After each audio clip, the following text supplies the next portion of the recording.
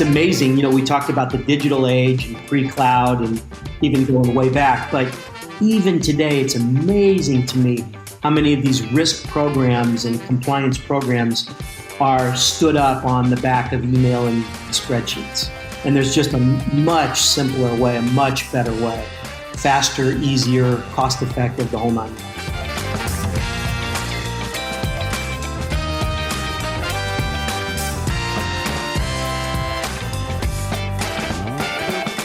Hi, friends. Welcome to the Sales Enablement Podcast. I'm your host, Andy Paul. That was Karry Kleeman. Karry's the Chief Revenue Officer at LogicGate. And in today's conversation, Karry and I talk about risk, how to manage risk to help limit the barriers to closing more sales.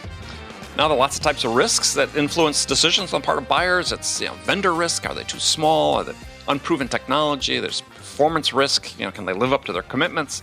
Financial risk, but more and more, it also has to do with sort of systemic risk. Does the product create potential vulnerabilities for the buyer that can affect their entire business? Like information security and data security. So we dig into what Karry and I dig into what sellers typically miss with risk in sales, and most importantly, talk about what the risks that you need to make sure you're addressing proactively and not waiting for the buyer to bring up, because that's problematic if that happens. So all this and much, much more. But before we get to Karry, I want to remind you to subscribe to this podcast wherever you listen to it. And if you subscribe, we'd certainly appreciate if you could also give us your feedback in the form of a review. So thank you. All right, let's jump into it.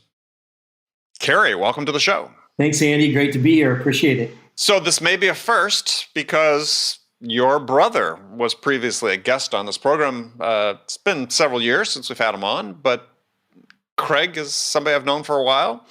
So now I think this may be the first brother act we've had. Right on. Well, you ought to bring Craig back. He's always got very interesting things to say and has got a great body of work. And we have kind of moved in slightly different paths, but I've brought Craig and his teams in to do consulting for a few of the companies I've led sales with over the years. So It's worked out kind of nicely. He's never given me a discount, though. It bothers me a little bit. Well, yeah. Well, I mean, hey, brothers should support brothers, I think. Yeah, right? No doubt about it. No doubt about it. Okay, so your bio says you're an accomplished musician. So what instrument do you play? Well, my primary instrument is my voice, Andy. I'm a singer, but you're a singer, okay. Yeah, but I also play the keyboard and kind of have fun with that. I'm a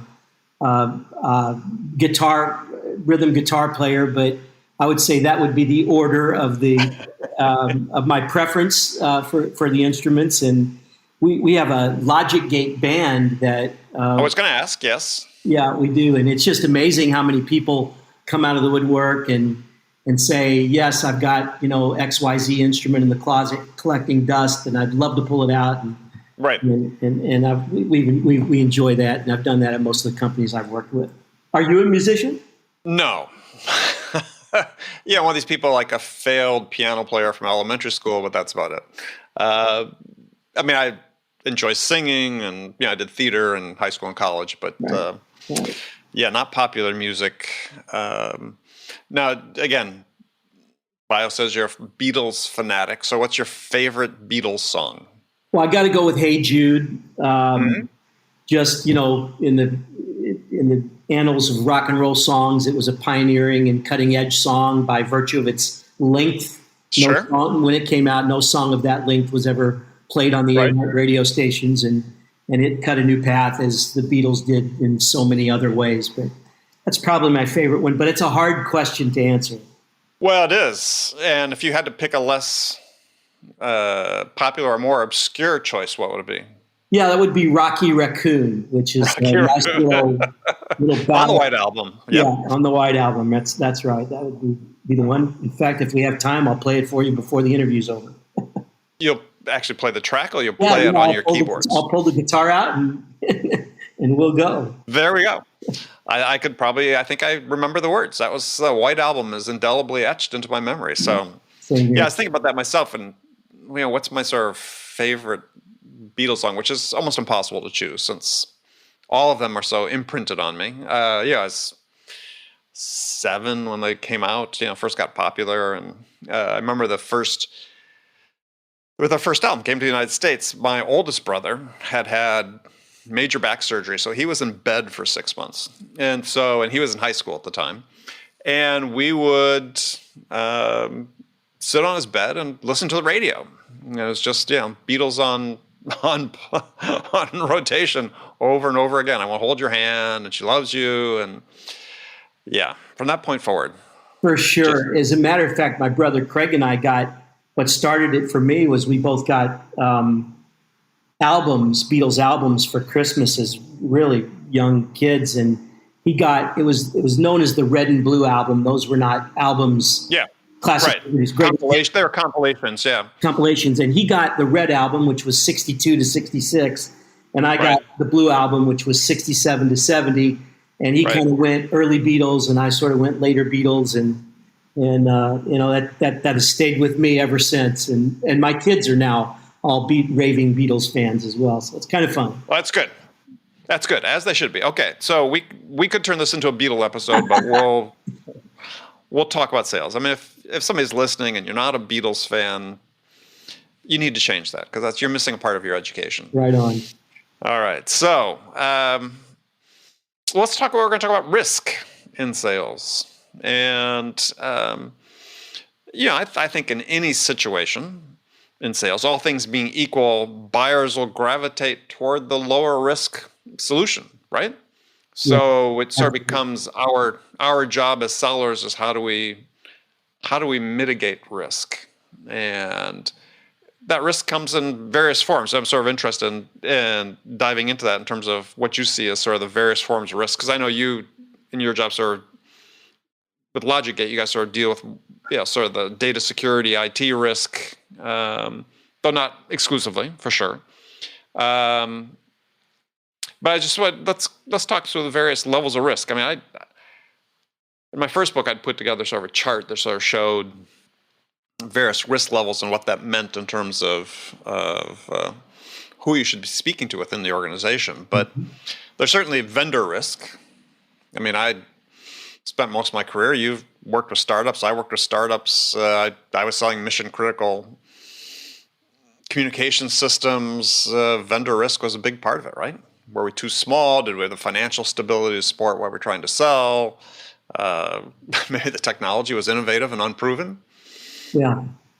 And now it's amped up and magnified so much that we have to think about, if they pass the smell test on being financially stable and, having enough traction as a business to be able to support me for the long haul. What about their processes for safeguarding my data if they're processing my customer data? And the notion of my reputation it's not just my reputation; it's the reputation of the third parties that I have relationships with, right? As well, and so that's a growing use case for GRC tools that we sell at LogicGate and other GRC providers. That's the ability to give you a holistic view of your vendors' risks through ratings and assessment scoring and things like that, right? And so we have to take that stuff seriously, right? And customers aren't going to do business with us if they think there is exposure or risk or all that kind of stuff. Well, so explain to people, use the acronym GRC. So explain to people who may not be familiar what that means. Yeah, you bet. Thanks. The idea of governance, risk, and compliance, that's the acronym GRC, has been around for forever, actually. Didn't always have a name and didn't have a category, with companies like ours selling a solution that's named a GRC platform.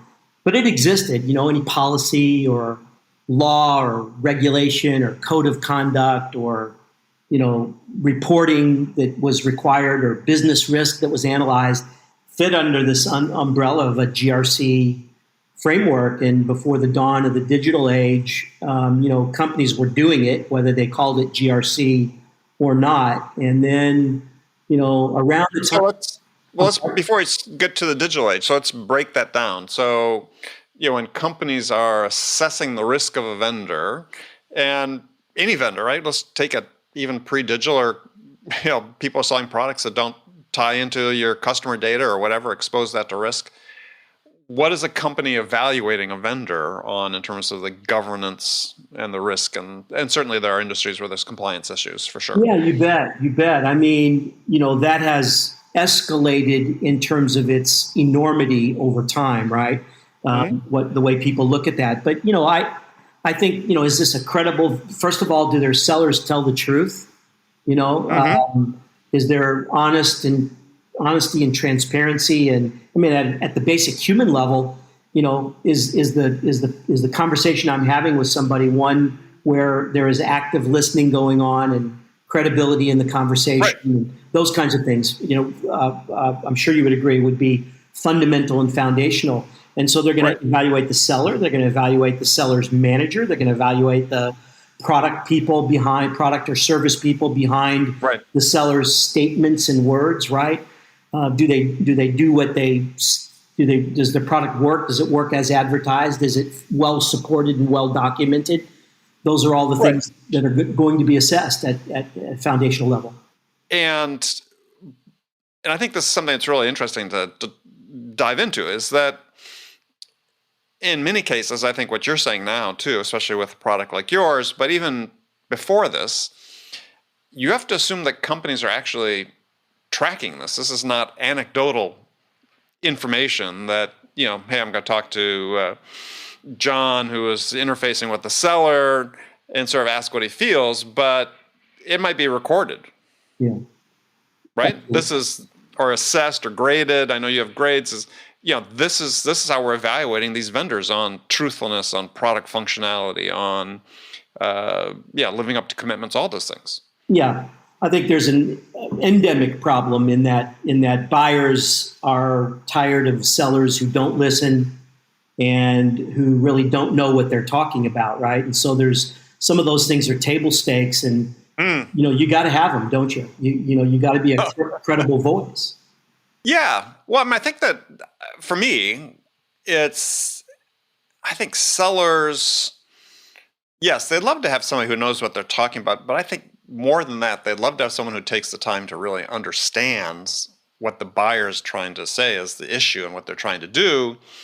And that perhaps is even more important than having the product knowledge, because then they at least come back and say, okay, now I really understand the problem. Let me bring the resources to bear to help. And it's funny. I've been at this for a while. Older than dirt at this point in time, and young dirt compared to me. But go ahead. Yes. But even now we're trying to kind of retool and relearn the language and the mindset of thinking like a buyer rather than thinking like a seller. We've adopted a selling methodology known as command of the message, which is from an organization which I'm proud to partner with, known as Force Management. And, they're doing some really nice things. But in this process, we're learning that fundamentally buyers are disappointed with sellers because they don't listen.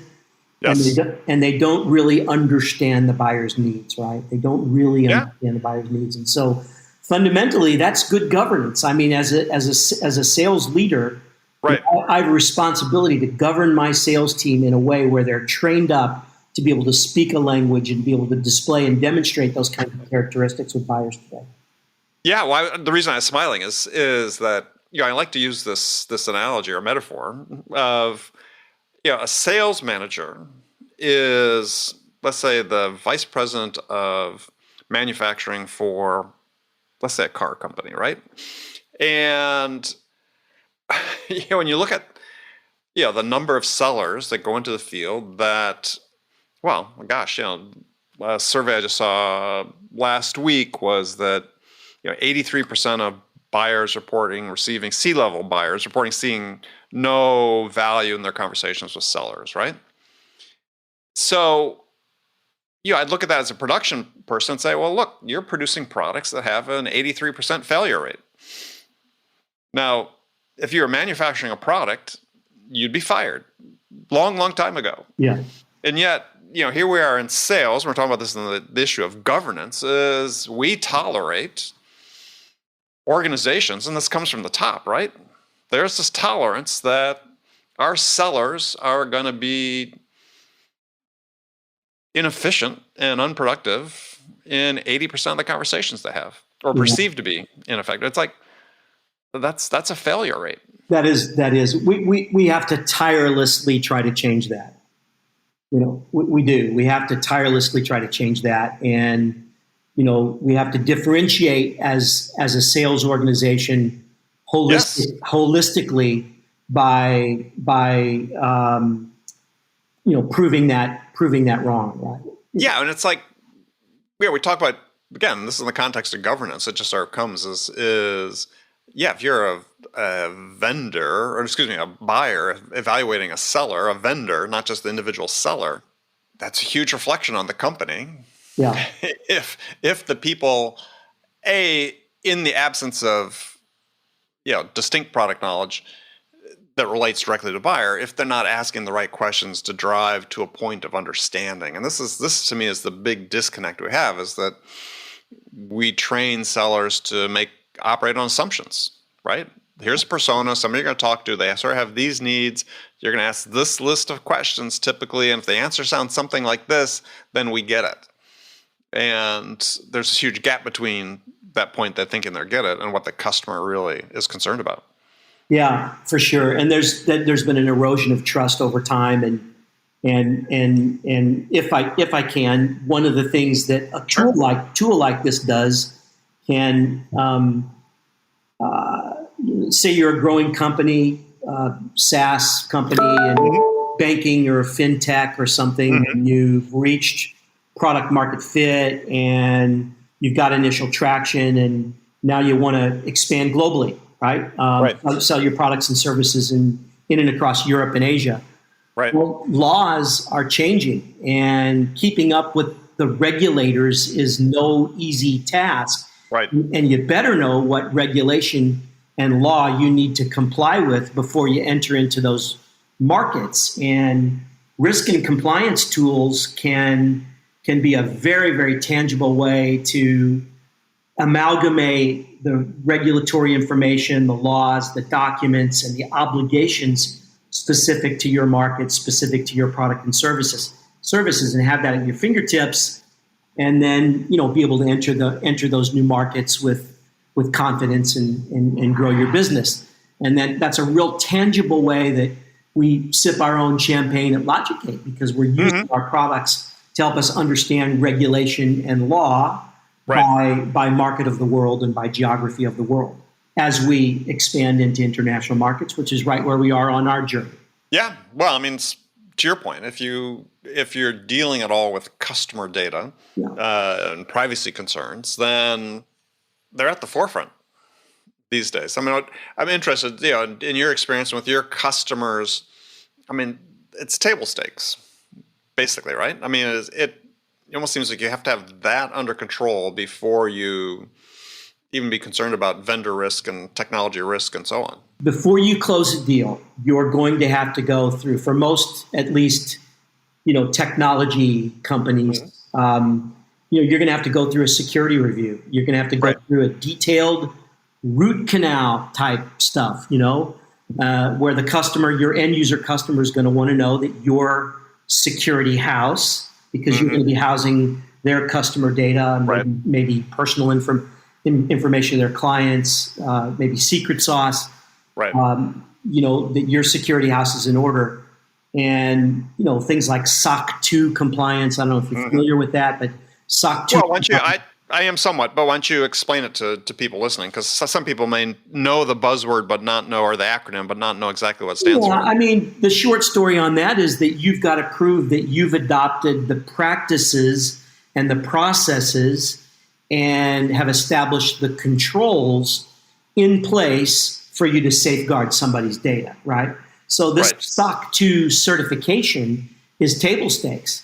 Right? And companies that don't have it are using tools like ours to amalgamate the information, bring in that information, identify the gaps, and then prove with certifiable evidence to their end user customers that they are SOC 2 certified in their own right, thereby allowing their end user customer to check the box and then enter into a relationship with them.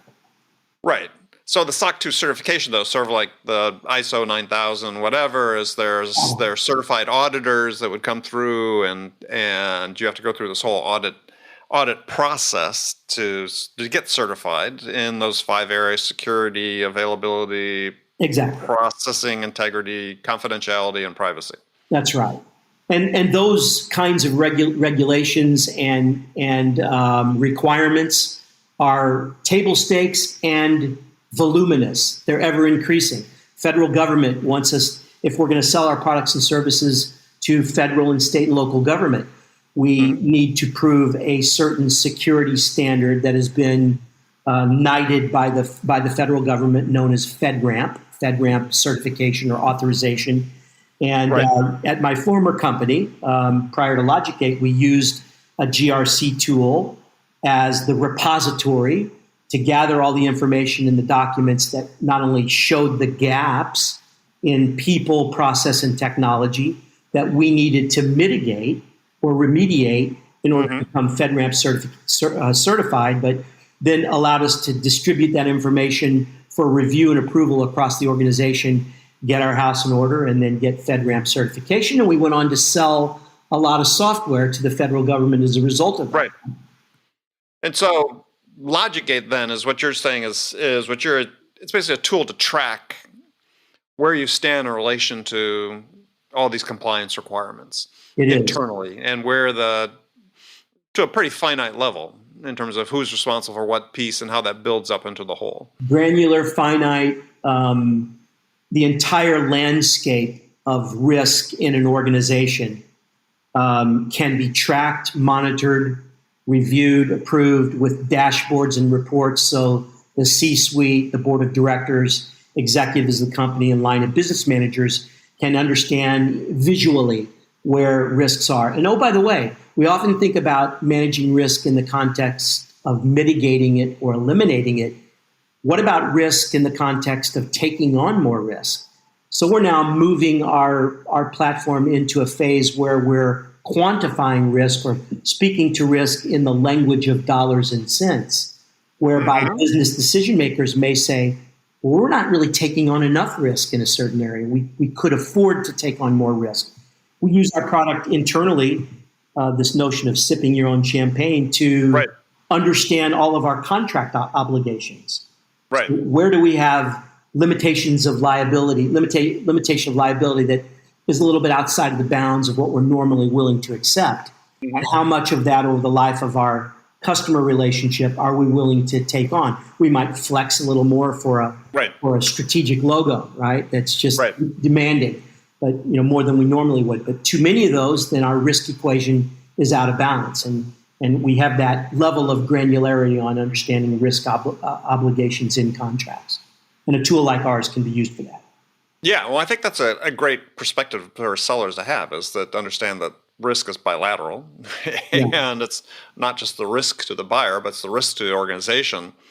And I can think back to deals I worked on in the past and running startup teams where, we were doing that all very manually and assessing, your small company taking on a big contract, right? Where it was sort of a bet the farm if it went south, right? In terms of risks. And so this way, what you're saying is, and it gives you a tool to more simply analyze that from the perspective of, it's not post facto after we've taken the deal, but when we're in the process of bidding on this, as we start putting a story together and start understanding what the risk elements are for us, is that we can make a decision, is this business worth taking? Yeah, for sure. A lot of our customers are coming to us to solve for understanding how they can get their products and services in compliance with law and regulation for market expansion and growth. And it's amazing. We talked about the digital age and pre-cloud and even going way back. But even today, it's amazing to me how many of these risk programs and compliance programs are stood up on the back of email and spreadsheets, right? It's amazing to me. And there's just a much simpler way, a much better way, faster, easier, cost-effective, the whole 9 yards. Well, I would think if they're trying to get SOC 2 certified, that they need to progress beyond email and spreadsheets. Well, you'd be surprised, but a spreadsheet might be the thing that they're using to list out all the components of what it takes to become SOC 2 certified. And then, sending emails and chasing cats and herding goats to try to get to people who have to do something around technology, people, or process in order to comply. And so it's just a rudimentary way. And we have a lot of greenfield opportunity, believe it or not, particularly with smaller organizations in the SMB market segment, in the mid-market segment, for organizations that just aren't there on their journey yet, and they're using spreadsheets and email to get the job done. Yeah, or they've been dealing traditionally with clients that just haven't been as insistent on compliance with the standards. Yeah. And now as they're going up market, they're suddenly running into this barrier that, now the customer's going to insist that we're SOC 2 compliant. Yeah, we're thinking that we're kind of positioned at the right place at the right time. Increased regulation, increased focus on data privacy and data security, increased focus on code of conduct, on environmental health, on just good governance is kind of the perfect storm for us. And the way we view our market is not unlike the way Salesforce subsumed Siebel as a better, more agile way to manage the customer relationship. We're sort of akin to that. This market's been around for a little while, but not really with, consumer-friendly mobile phone style apps and no code capabilities to enable it. And it's evidenced in our metrics all being up and to the right as a young company. Right. Well, I think one thing that as I was thinking about this in preparation for our talk today is that I think a lot of companies just don't put the thought into really understanding the scope of risk, the various types of risk, right? And to your point, these days, I mean, it could be someone wanted to know about your HR policies, right? I mean, that's I've run across that. Well, it's not uncommon, absolutely. Yeah, or HR policies, hiring policies, diversity. I mean, all these things that you think, well, that's our company business. That's not really germane to this conversation. You'd be surprised. I'm not surprised because we get those questions ourselves when we want to close deals with companies that demand that kind of rigor and don't hesitate asking those kinds of questions. They just don't hesitate. No. And they might even impose change in some of those standards that you deploy. We've certainly been sped up on our journey around DEIB and other things as a result of going up market into the enterprise. DEIB is? Diversity, equity, inclusion, and belonging. Right.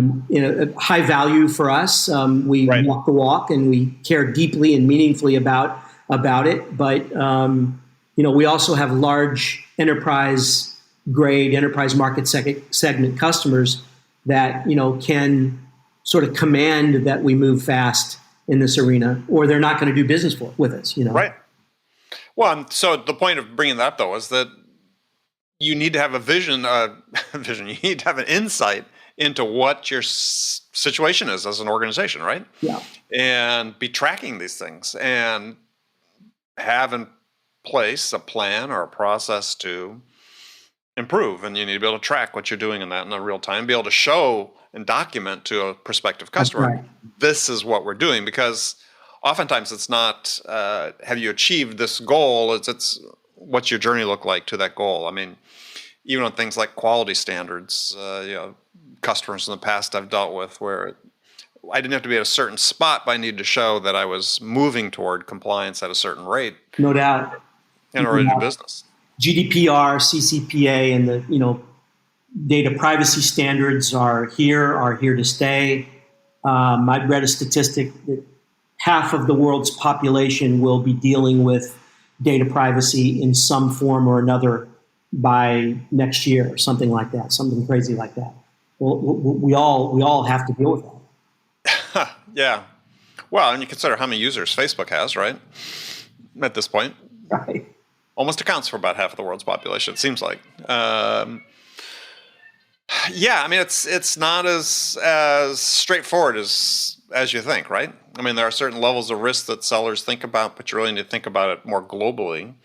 Mm-hmm. And as the individual seller, you also need to be armed with that information going out. So what are you seeing with your clients in terms of how they educate their team so that it's not, oh, let me check that, right? Let me go back to the office and ask somebody about that, where the teams are, so you actually use a tool like LogicGate for training up the team to say, okay, this is where we stand. Yeah. I mean, I think that today's landscape requires a seller to not only be able to extol the virtues of their product and service in an effort to try to differentiate and win business, but to be aware that the sales cycle will include a deep dive on mm-hmm. security standards and compliance standards and regulation. And sellers need to maybe get that out up front, right? Exactly. That was the point I was driving at. Yes, yeah. Go ahead. Yeah, I think it's get that out up front. I mean, we have a kind of a qualification criteria at the highest level is it real? Can we win it? And is it worth it? And, if we can't get a firm yes to all three of those questions, then we'll qualify ourselves out and, mm-hmm. and we'll move on. But a lot of that qualification effort up front is to know and understand what your end user customer is going to require of you in mm-hmm. advance of spending a lot of time, effort, and money on a sales cycle, right? Right.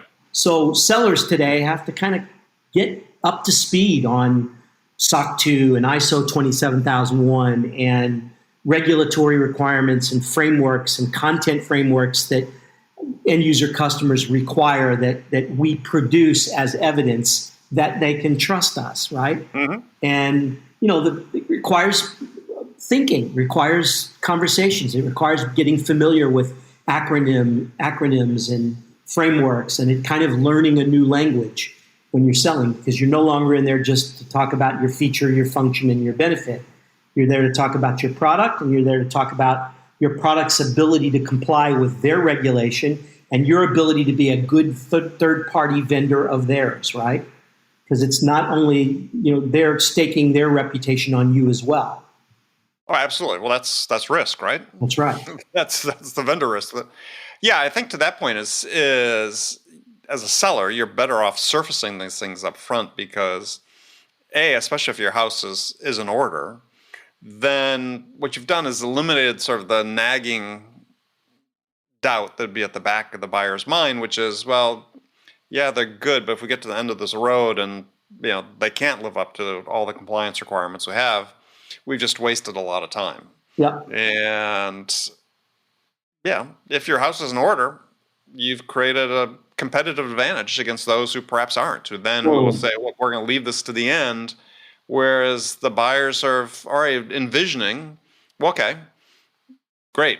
Based on what they provided me, we think we have that part handled. Now let's really get in and dig into the problem and so on. As you start building this vision of what success looks like using your product, there's not this open question as, are we going to get to the end of this road and have this issue with compliance? As we understand it, they're there. Now I can see a path to success. Yeah.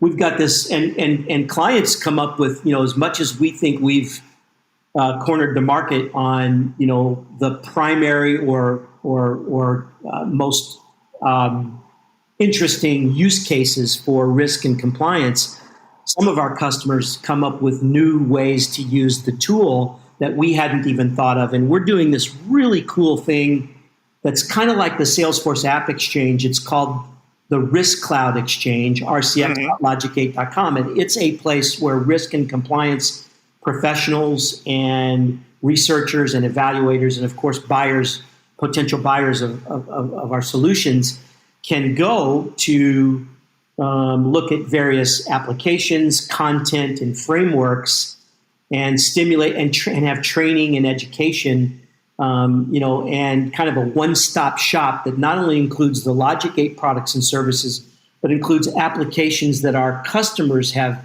ginned up or built that may be available for free or at no charge to the LogicGate, to the community, really an open community. And that's really cool. That's why I say I kind of go back to this. It's the perfect storm because regulation is on the increase, compliance is on the increase. Right.